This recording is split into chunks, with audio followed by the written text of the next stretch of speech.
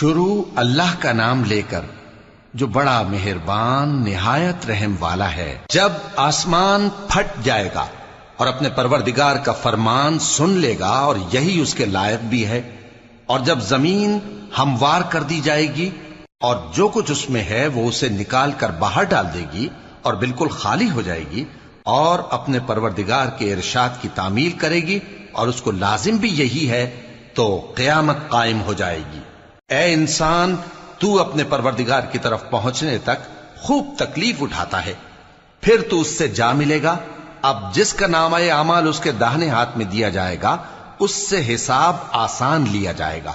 اور وہ اپنے گھر والوں میں خوش خوش واپس آئے گا، اور جس کا نامہ اعمال اس کی پیٹھ کے پیچھے سے دیا جائے گا تو وہ